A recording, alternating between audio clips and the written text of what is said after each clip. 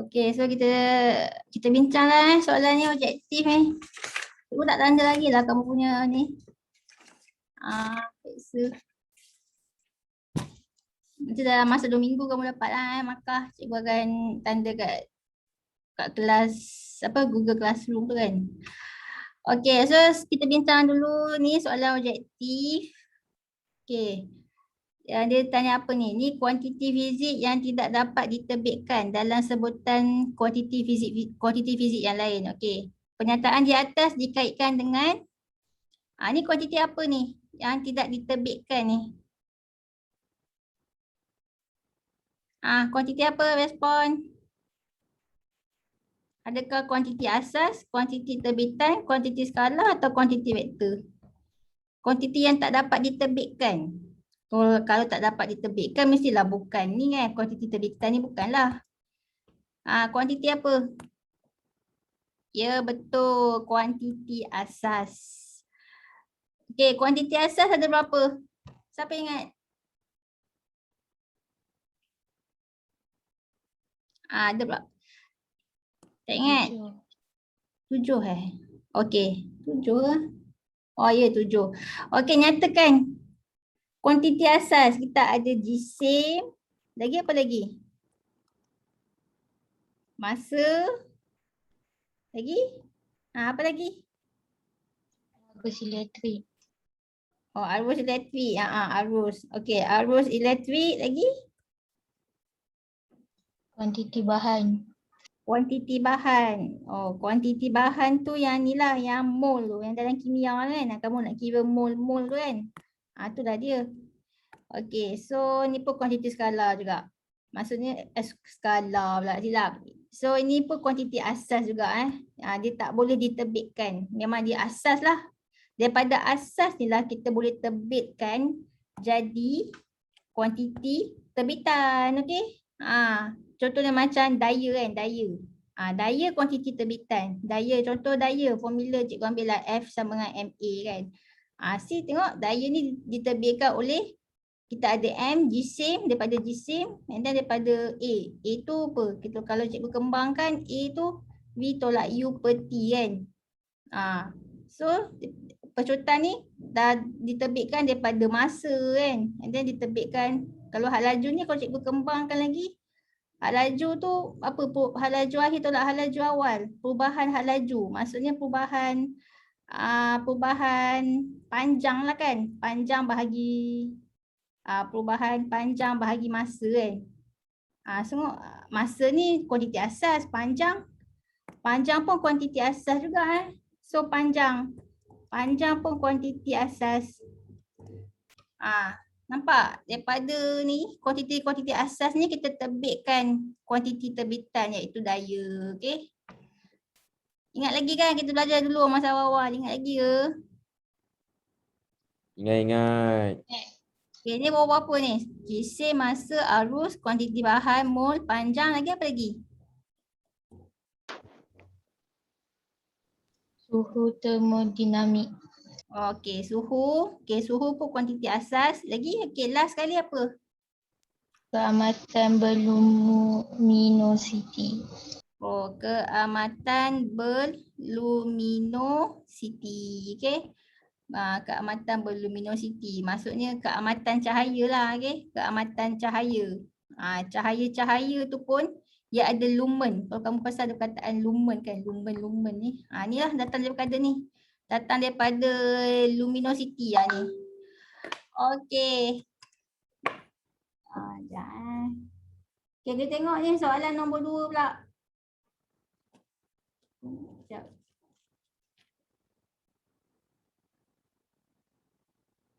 Okey, yang ni. Ni apa jawapan kamu ni? Kita ada graf.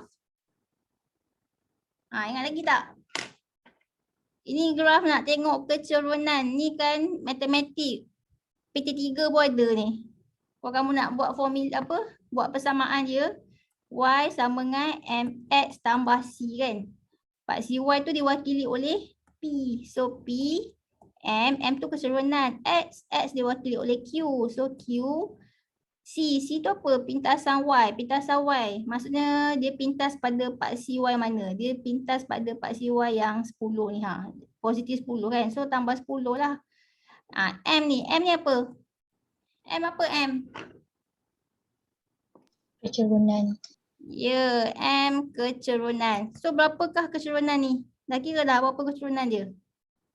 Dapat berapa?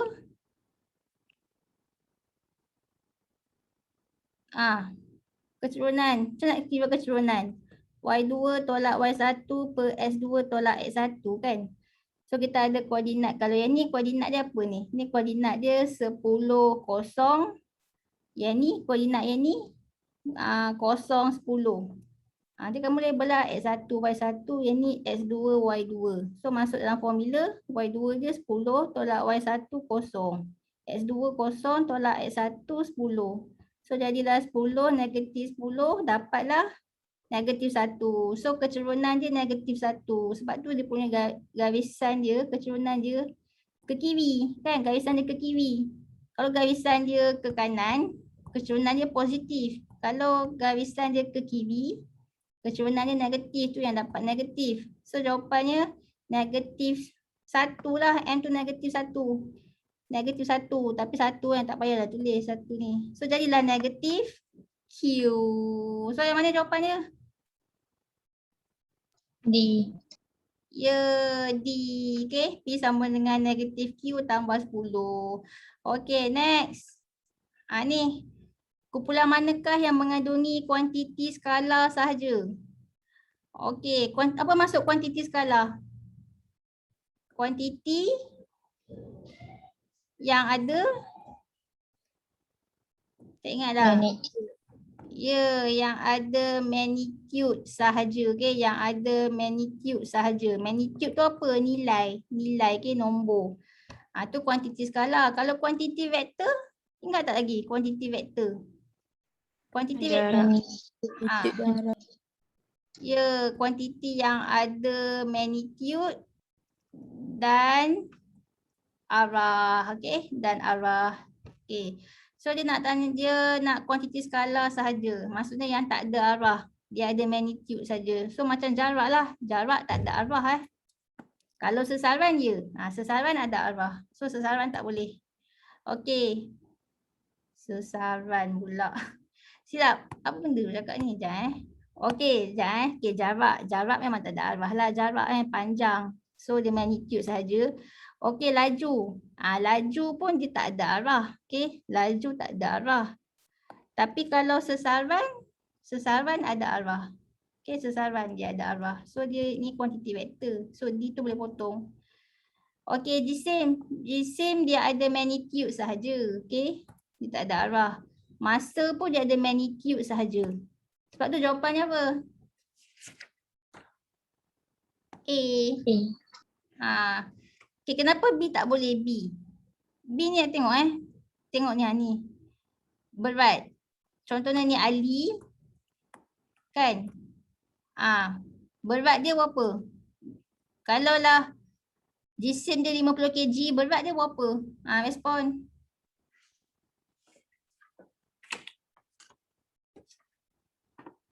Ali, kalau jisim dia 50 kg, berat dia berapa? Tengok dia tak ada badan ni. Berapa kelas? Kalau jisim 50 kg.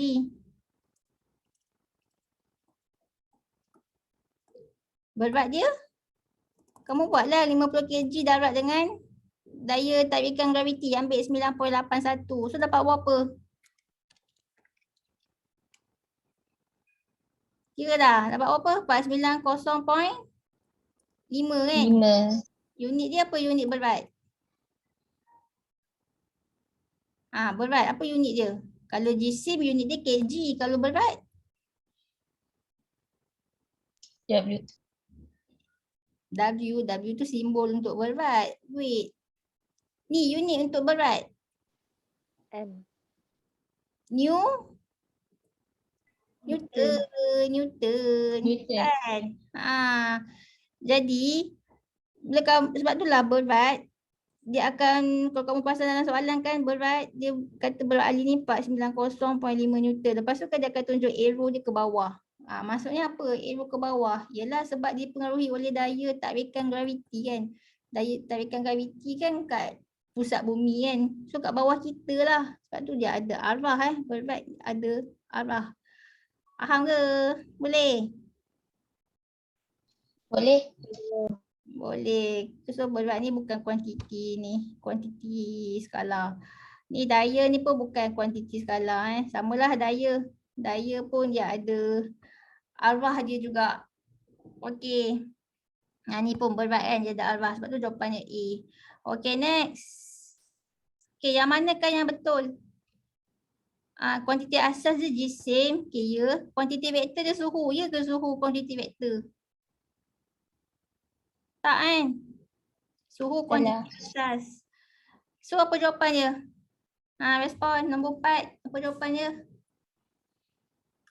C. Ya, jawapannya D. C. Jawapannya C. Kuantiti asas dia suhu. Okey, suhu kuantiti asas, daya, daya kuantiti vektor lah. Okey, daya memang ada arah, okey. Contohnya macam daya apa? Kamu tolak kotak ni ke kanan. So 50 Newton. Okey. Tapi kalau tolak kotak tu ke kiri 50 Newton juga. Tapi nak cakap dia ke kiri. So buat simbol negatif lah, simbol negatif. Tu maksudnya dia ke kiri. So negatif tu menunjukkan arah ke kiri, okey. So dia adalah ni arah ke kiri. Okey. Next. Nombor 5. Okey, unit SI yang betul. Okey, mana? Apa jawapan kamu nombor 5? Ingat lagi jawapan kamu. C. C. Ya, jawapannya C.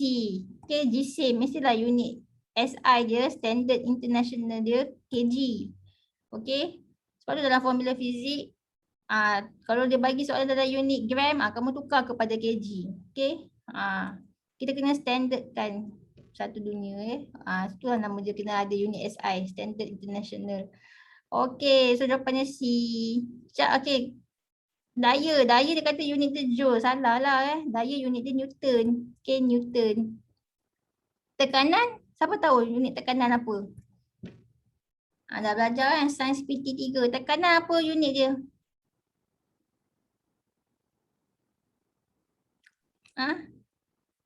Pascal. Pascal. Okay, Pascal. Okay, charge elektrik. Charge elektrik kan unit dia bukan ampere tau. Ampere ni unit untuk arus. Okay, arus elektrik, kalau arus elektrik unit dia ampere lah. Okay, ada 5 ampere kan, 6 ampere macam tu. Tapi kalau charge unit dia adalah coulomb. C-O-U-L-O-M-B. Coulomb. Simbol dia adalah C. Coulomb. Okay. Okay. Next. Ni kamu tak belajar lagi kot. Ke dah belajar sains PT3? Ada ke korang belajar benda ni? Tajuk elektrik masa sains PT3? Ada? Lupa pula kamu tak ambil PT3. Tapi samalah sains form menengah rendah. Ada ke kamu belajar? Ada tak? Ke tak ada? Ada tak korang dengar perkataan coulomb ni? Ke first time dengar? Baru dengar. Baru dengar. dengar. Dah. Nakkan dah pernah dengar. Tak apalah. Okay, next. Antara pernyataan berikut yang manakah menunjukkan jarak dan dia nak jarak dan magnitude sesaran dan jarak dengan sesaran dia adalah sama. Okey, apa maksud jarak? Jarak tu adalah jumlah yang dilalui kan, jumlah panjang yang dilalui. Contohnya kalau macam Ali kan, dia daripada A dia pergi ke B. Contoh dia pergi ke B 3 meter. Nanti daripada B dia pergi ke C lah 4 meter. So berapakah jarak Ali? So 4 meter tambah 3 meter berapa? 7 meter kan? 7 meter. Ni jarak. Kalau sesaran? Sesaran nak kira yang mana kalau sesaran? Yang Pythagoras. Ya, sesaran tu yang ni, yang A ke C ni, yang shortcut ni. Shortcut ni, okey. Tu adalah sesaran. Sebab tu sesaran, apa maksud sesaran? Sesaran tu adalah dia jarak juga, tapi jarak dari apa starting point. Ingat lagi kan? Cikgu ada dulu dari starting point to ending point. So tengok mana dia start, mana dia ending dia. So dia start kat mana? Dia start dekat sini A, dia punya ending dia C. So kamu teruslah kira jarak A ke C ni. Okay, itulah dia punya sesaran. Tapi kalau maksud dalam fizik yang sebetulnya, sesaran ni adalah jarak suatu objek dari kedudukan asalnya. Dari kedudukan asalnya pada arah tertentu. So dia ada arah, sesaran ada arah. Jarak tak ada arah Okey. So kat sini berapa sesaran dia? Kalau nak kira. Nak kira apa ni? Ni hypotenuse kan? Berapa hypotenuse dia? 5. Berapa? 5 Dapat? Kan 5 sesaran dia 5 meter. Okey, tu sesaran. Okey, jadi kat sini dalam banyak jawapan A, B, C, D ni yang mana menunjukkan jarak dengan sesaran dia sama. Kalau macam Ali ni jarak dia 7 meter. Tapi sesaran dia 5 meter kan lain-lain. Tapi kita nak yang jarak dengan sesaran dia yang sama. Yang mana? Agak-agak yang mana? Kamu jawab apa hari tu?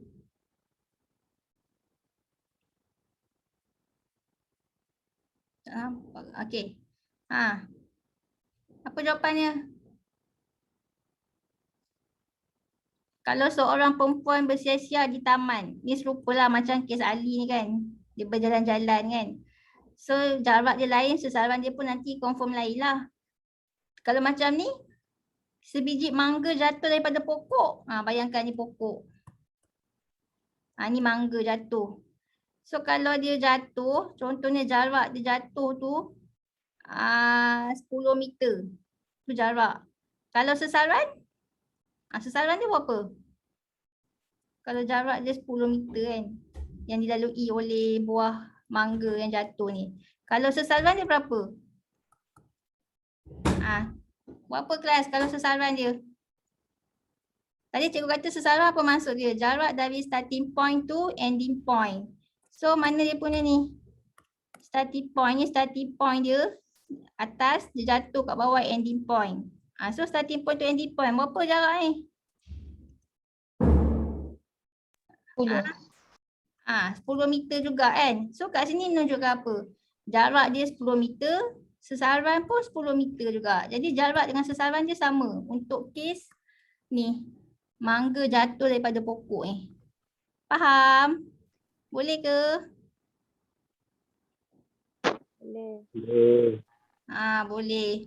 Kalau C ni seekor rusa lari bengkang-bengkok untuk melepaskan diri daripada harimau. Ni pun samalah. Macam Ali juga kan. Kalau jarak yang itulah yang dia lari tu. Kalau sesaran yang tengoklah lainlah dia punya nilai dia kan daripada starting point to ending point dia kan. Sama juga ni kereta yang bergerak dari Kuala Lumpur ke Pulau Pinang. Okay, kalau jarak dia mungkin berapa? 200 km. Tu jarak. Tapi kita mungkin boleh buat dia punya shortcut dia kan. Starting point to ending point tu dia ada shortcut lah, dia shortcut okay. So tu dah lain dah nilai dia. Sebab tu D pun bukan. So jawapannya B okay. Okay, next. Nombor 7. Ni seorang atlet berlari acara 100 meter tamat dalam masa 14 saat. So berapa dia punya had laju purata? Ni senang je. Kira je. 100 meter bahagi 14 saat. Berapa? C. Ya, C. Okay. 7.14 meter saat -1. Okay, next. Nombor 8. Ni kita ada buat eksperimen ni. Pakai pita detik kita letak. Okay, dia kata arah gerakan dia ke sana. Kalau ke sana, maksudnya nak cakap dia bergerak ke sana lah. Ke sana. Maksudnya kan dia punya troli dia kat sini. Ni troli dia. Cikgu buatlah troli kan. Okay. So ingatkan dulu ni troli, lepas tu kita lekatkan dengan pita detik kan. Dekat kepala troli tu kita lekatkan dengan pita, ni nama dia pita detik. Okay. Lepas tu nanti kita troli tu bergerak. So bila dia bergerak, dia akan buat apa ni? Pita, apa nama titik tu? Jangka masa detik tu dia akan buat dot kan. Dia akan buat dot. Kalau masa awal-awal tu, masa troli ni nak bergerak, masa dia start nak bergerak, kalau dia buat dot tu dekat-dekat, itu maksudnya apa? Dia tengah laju ke dia tengah slow? Kalau dot dia dekat, dia tengah slow Sebab tu dia mampu nak buat dot dekat-dekat. Tapi once dia dah laju, once dia dah laju, apa jadi? Dia tak mampulah buat dot dekat-dekat, dia buat jauh-jauh sebab dah laju sangat kan. Tak menyempat nak buat dot. Betul tak? Sebab tu dot dia jauh-jauh. So kat sini apa? Memula slow, lepas tu laju. Jadi jawapannya apa? B. Ya, B. Okay. Had laju bertambah. Okay, next. Okay, ni sebuah kereta bergerak dengan had laju 15 meter saat -1. Okay, ni U. Had laju awal mencapai had laju 10 meter saat -1. So, ni V lah. Had laju akhir sejauh 12.5 meter. Ni jarak. Okay. Buatlah S. Okay, pecutan kereta itu. Dia suruh kira A, pecutan. Formula apa yang sesuai?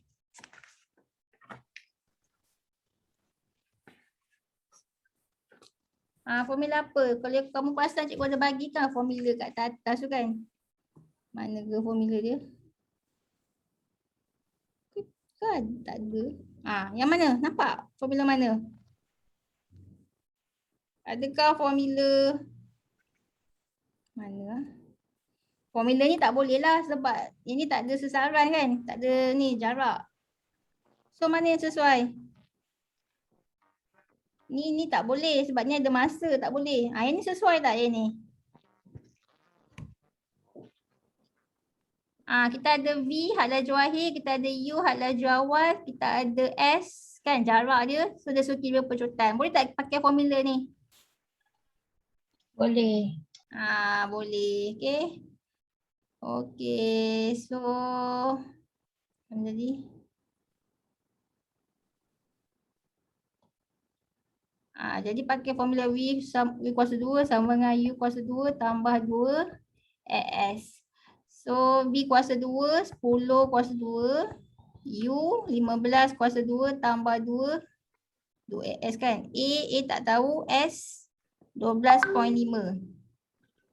So kamu kira lah 10 dapat 10, 100. 15 kuasa 2 berapa?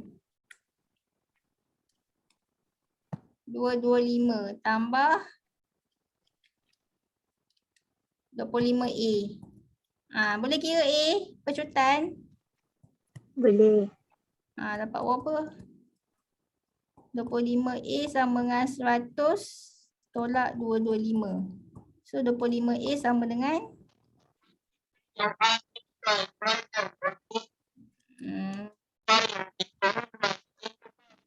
negatif 125. So A sama dengan negatif 125 bahagi 25. Bahagikan dapat berapa? Negatif 5. Ya, negatif 5. Sebab tu jawapan dia negatif 5. Okay, negatif 5 meter saat negatif berapa? Negatif 2 lah sebab ni pecutan kan. So negatif 2. Okay. Dah. Semua betul ke setakat ni? Ada yang semua betul? Ke dah buat apa salah? Okay, nombor ni pula. Okay, berapakah jarak yang dilalui oleh kereta? Okay. Ni graf. Okay, dia ada dua jenis graf. Kalau graf tu, graf S, okay, jarak melawan masa. Okay, tak kisahlah jarak ke sesaran ke kan S ni. Okay, kalau graf ni, dia punya info yang dia boleh bagi ni, kecerunan. Kalau kamu kira kecerunan, so kecerunan tu adalah mewakili had laju, mewakili had laju. Okay, tu kalau S lawan T. Tapi kalau graf V lawan T, kecerunan dia mewakili apa? Siapa ingat? Pecutan. Ya, kecerunan dia mewakili pecutan. Tapi kalau luas bawah graf, dia ada dua info. Jarak. Ya, luas bawah graf tu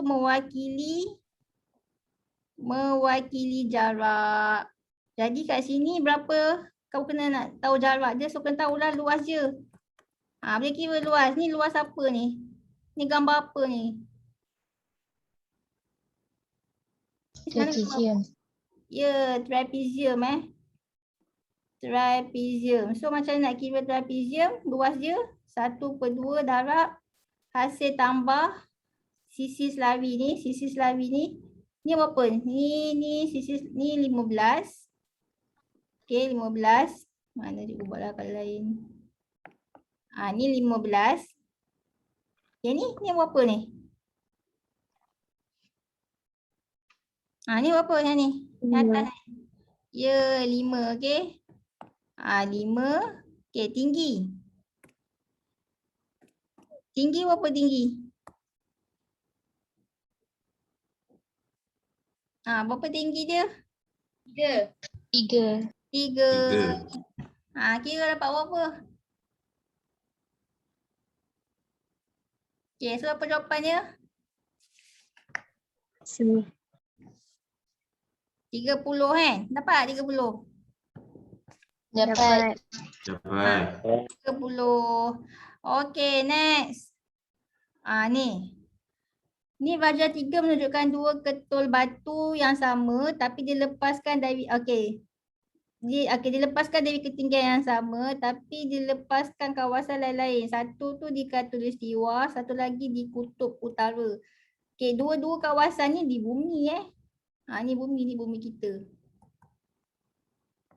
Dua-dua tu kita buat eksperimen di bumi. Cuma bezanya satu di kawasan khatulistiwa. Kat mana khatulistiwa ni? Ni bahagian khatulistiwa. Satu lagi tu kita buat di bahagian utara. Okey, kutub utara. Ni kutub utara, ni kutub selatan kan. Sekejap, cikgu patut rendahkan lagi ni. Sekejap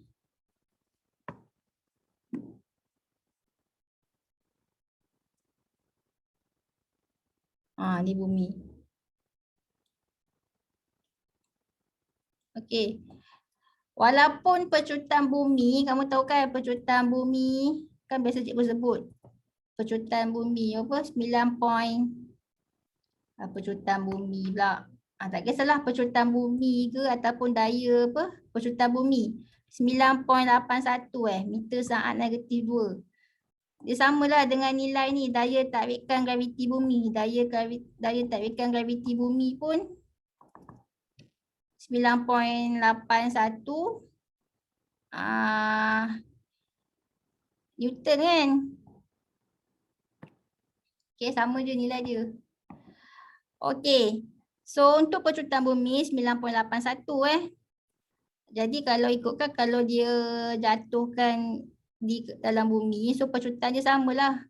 Dia akan jatuh dengan nilai yang sama 9.81. Tapi ada beza di kawasan kutub utara dengan kawasan kutub khatulistiwa. Macam kita Malaysia berada di khatulistiwa.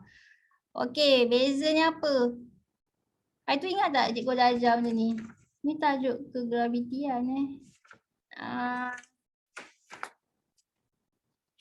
Dia pakai ni formula ni. G nak kira graviti kan. G sama dengan ni Gm per dengan R kuasa 2. Ni nak kira graviti. R tu apa? R tu radius. Jari radius. Ada tak formula ni dekat atas Sekejap.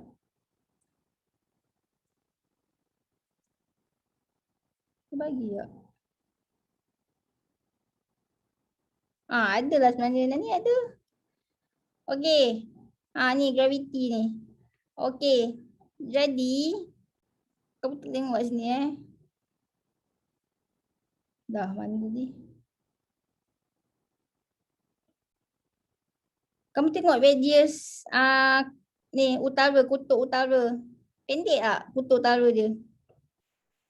Jari dia. Respon. Jari untuk kutub utara pendek tak? Berbanding dengan jari kutub khatulistiwa. Kalau khatulistiwa, contohlah khatulistiwa je. Ni jari untuk khatulistiwa contohlah Malaysia ada kat sini ni contoh Malaysia. Malaysia ada di sini. So, mana lagi pendek jari dia? Yang kutub utara ni ke ataupun yang khatulistiwa ni? Respon. Utara. Utara. Ya, kutub utara lagi pendek kan jari dia. So, kalau jari dia pendek, jadi graviti dia tinggi lah. Okay, pecutan graviti dia, pecutan dia tinggi. So, mungkin dalam berapa? Mungkin dalam 9.89 ke kan? Okay. Tapi khatulistiwa pula, jari dia besar. So, kalau besar,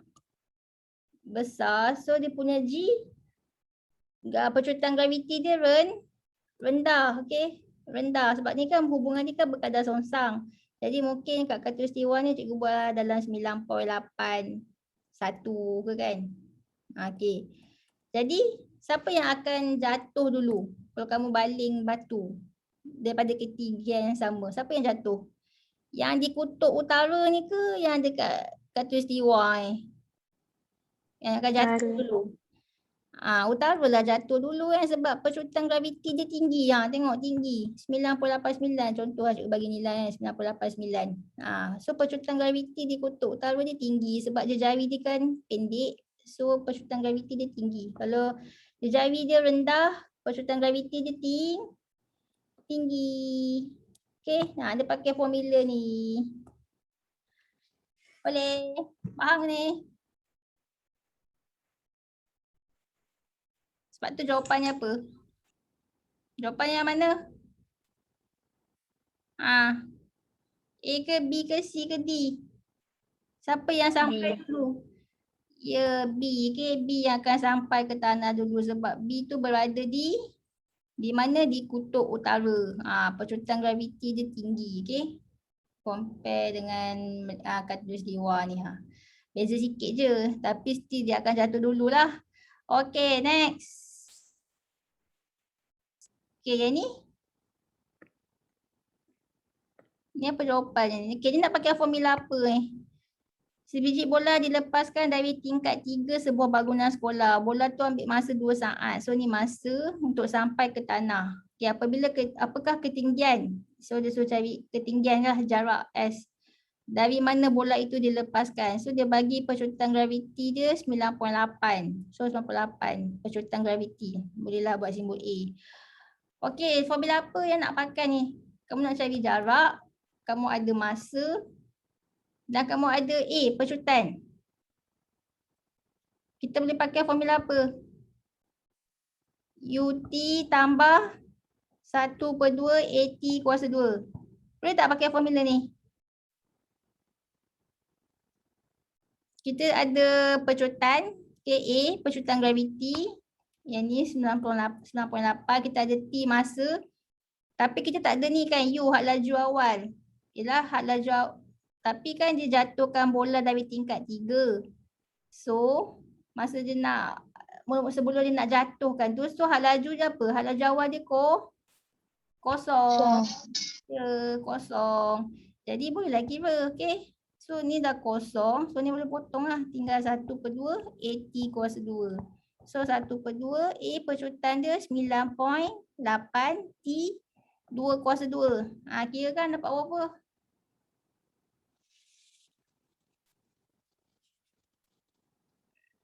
Kira dapat berapa? Cepat.